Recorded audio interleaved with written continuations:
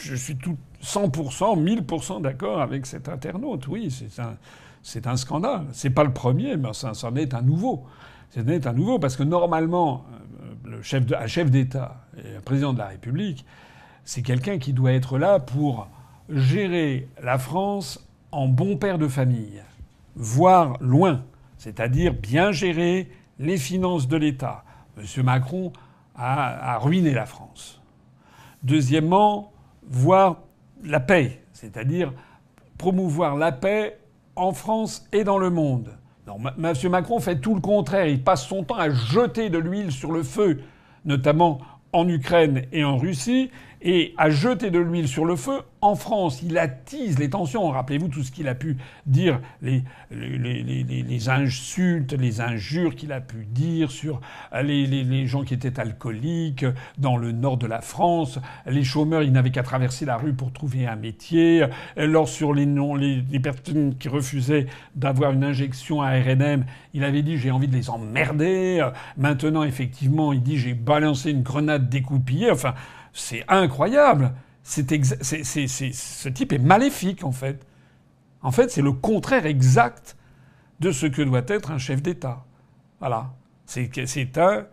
Vraiment, ce type, et comme j'ai vu que François Ruffin m'a dit, ce type est taré. Mais d'ailleurs, maintenant, les gens se lâchent. Hein. Moi, j'ai fait une vidéo qui a plus d'un an et demi, je crois. On a dépassé le 1 million de vues, justement, sur la santé mentale de Macron. Je vois maintenant que tout le monde se lâche dans le monde entier. J'ai vu que Maria Zakharova, la porte-parole du Kremlin, a tenu des propos assez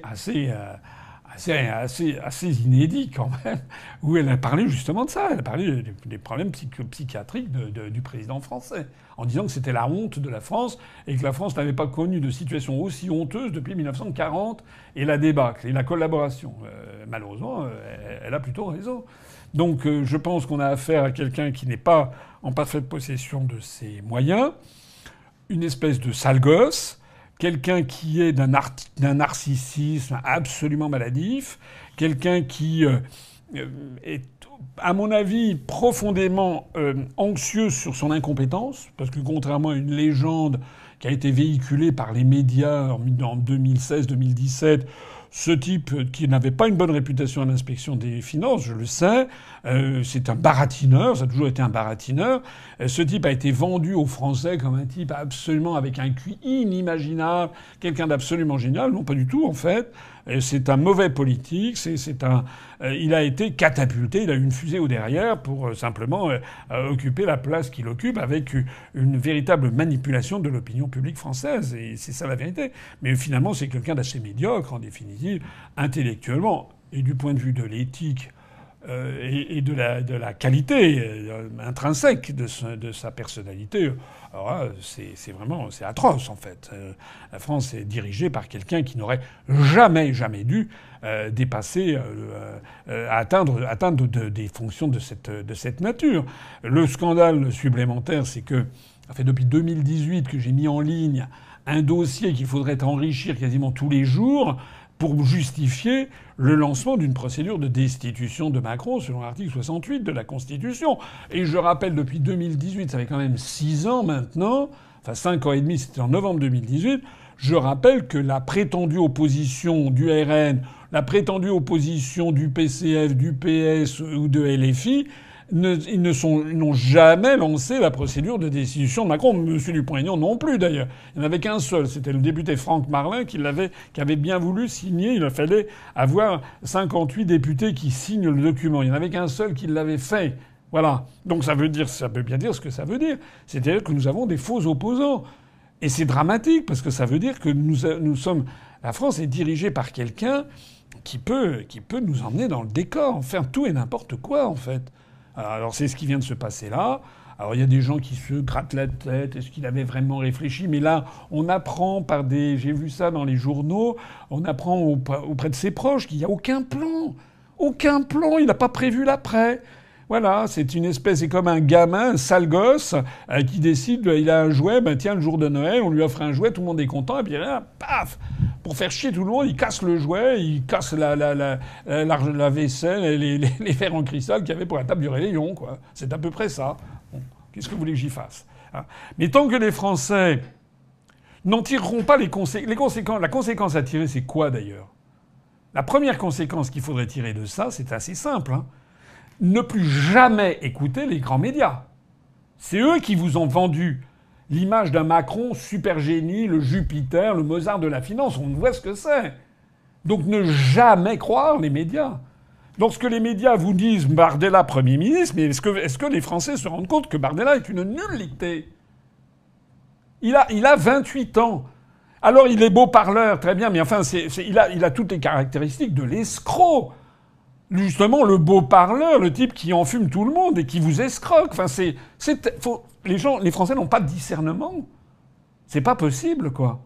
Voilà, alors, on va avoir des Français qui, on dit, ah bah oui, Bardella, les Français sont comme des zombies à aller voter Bardella, y compris des gens qui suivent tout ce que j'ai pu dire.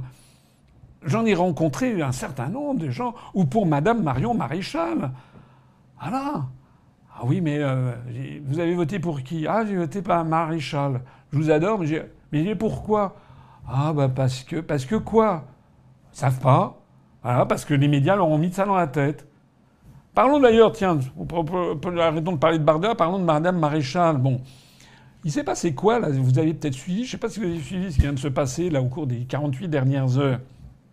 Il vient de se passer que Viktor Orban, le chef de gouvernement hongrois, finalement n'a pas trouvé d'accord avec Madame Meloni, qui est donc qui s'est fait élire avec Fratelli d'Italia dans le groupe ECR, c'est-à-dire les Européens conservateurs et réformistes.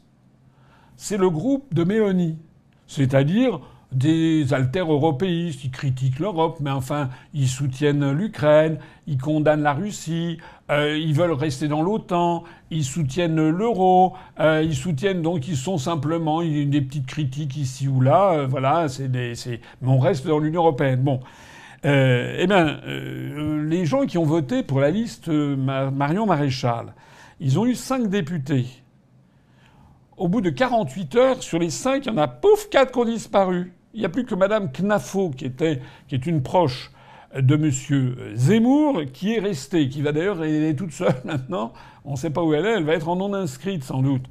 Mais les 4 autres, c'est-à-dire Marion Maréchal, Madame Trochu, Monsieur Pelletier et Monsieur Nicolas Bay, qui sont les 4 députés de Zemmouriens, mais qui en fait étaient dans la connivence avec Madame Maréchal, eh ben ils vont au groupe ECR. Madame Maréchal, comme je l'avais annoncé d'ailleurs, a réussi son coup. Elle va se retrouver avec son mari au sein de ce groupe ECR. Donc pour le couple, c'est sympa. Ils vont gagner en gros 25 000 € par mois, eux deux. C'est quand même plutôt sympathique. Bon, mais il va rien se passer. Et ils ne sont même pas dans le groupe de Orban. Rappelez-vous quand même tout ce qu'on a pu vous raconter sur l'idée, Madame Maréchal elle-même, qu'il allait y avoir une nouvelle majorité, que la droite revenait au pouvoir au sein de l'Europe, que l'Europe allait être entièrement modifiée avec une nouvelle majorité. C'est vrai ou c'est pas vrai? C'est vrai, c'est ça qu'ils ont dit. C'était un mensonge de A à Z. Voilà, de Asselineau à Zemmour. C'est ça la vérité. C'était un mensonge. Je l'ai claironné, je l'ai dit 50 fois. Non, il y a des gens qui m'ont dit, j'ai vu parfois des trolls qui disent « Ah, vous êtes jaloux ». Jaloux. Ça me fait mal. C'est quand ça fait 17 ans et demi que je dis aux Français la vérité, la réalité.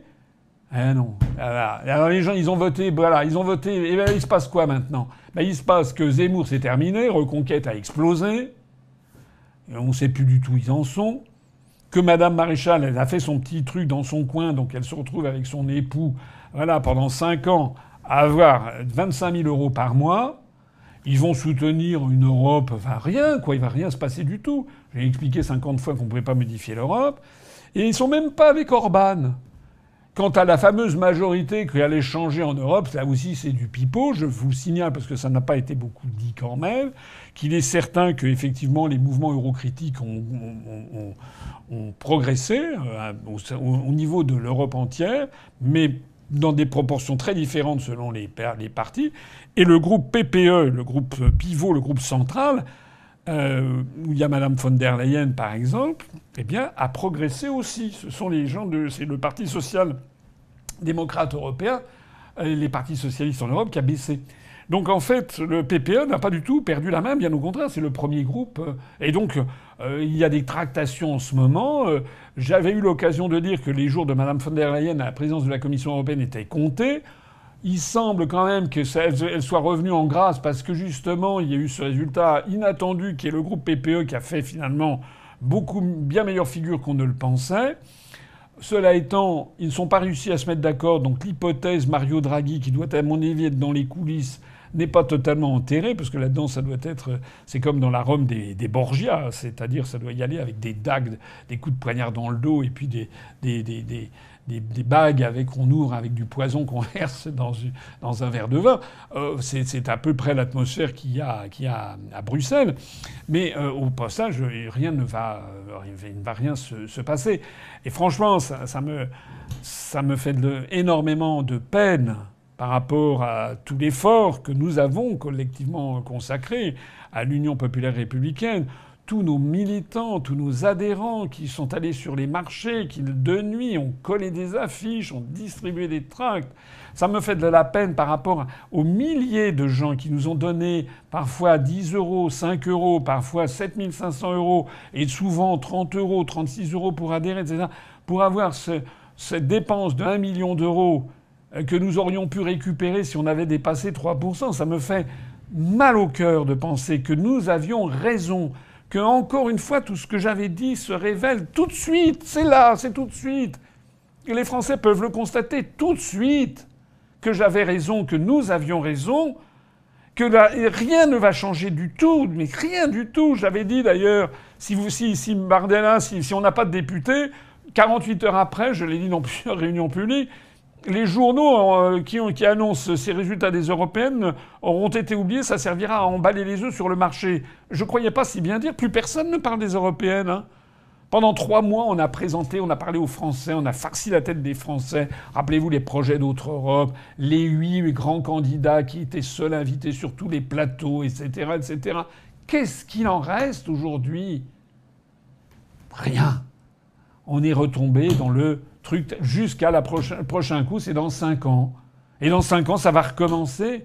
Et les Français ne comprennent toujours pas. Ah, je suis effondré, en fait, de voir... depuis 17 ans et demi, je fournis aux Français un appareil analytique, critique, qui leur permet de tout comprendre. J'utilise et nous utilisons les mots les plus simples possibles pour décrire ce qui se passe. Depuis 17 ans et demi, toutes nos analyses, toutes nos prévisions sont révélées exactes. La France est en train de s'effondrer. L'euro menace explosion. La guerre est aux portes de l'Europe, etc. Et les gens sont quand même allés voter parce qu'ils avaient entendu l'opposant à Macron, c'était Bardella. Et Madame Maréchal, elle allait changer la majorité en Europe.